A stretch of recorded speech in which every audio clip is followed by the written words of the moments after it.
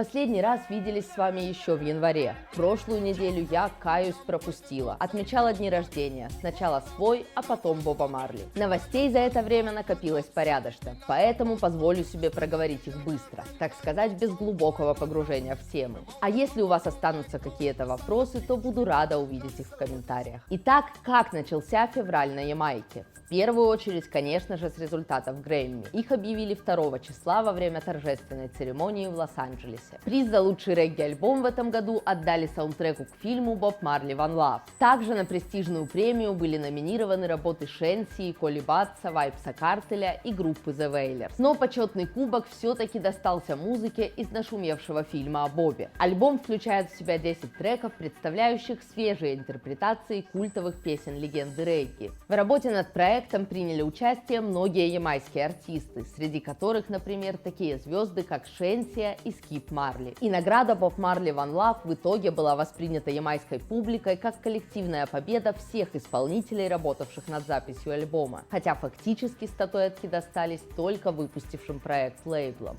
Tuff Gong и Island Records. Эта победа особенно символично смотрелась в контексте 80-летнего юбилея Боба Марли, который праздновался во всем мире 6 февраля. Продолжая тему наград, отмечу также, что 4 числа в Кингстоне прошла 3-я ежегодная церемония вручения премии Мека, где награждались не только артисты, музыканты и продюсеры, но и представители других профессий, вносящие достойный почтения вклад в развитие культуры. Например, танцором года стала Rebel. Она же получила звание самого популярного блогера. Ивентом года был объявлен Freedom Street, лучшим развлекательным медиа в соцсетях стал аккаунт Main Dangers, а популярное YouTube-шоу The Fix получило почетное звание подкаста года. Следующая важная новость касается легендарного регги-самфеста. На прошлой неделе объявили, что в 2025 году фестиваль пройдет с 13 по 19 июля. Так что вы уже можете брать в расчет эти даты, планируя свою летнюю поездку на остров.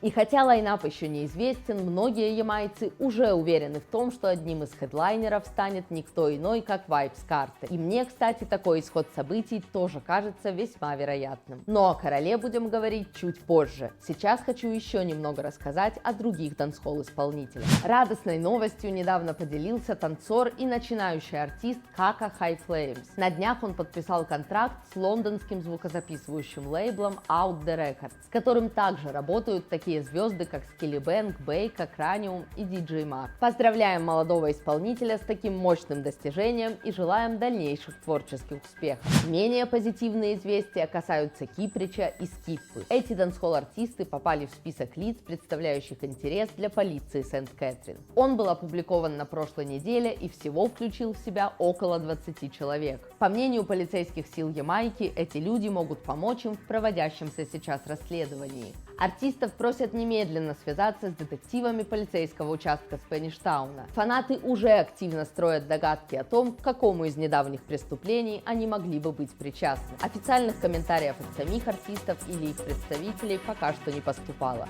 Мы продолжаем следить за развитием событий. Jamaica, Jamaica!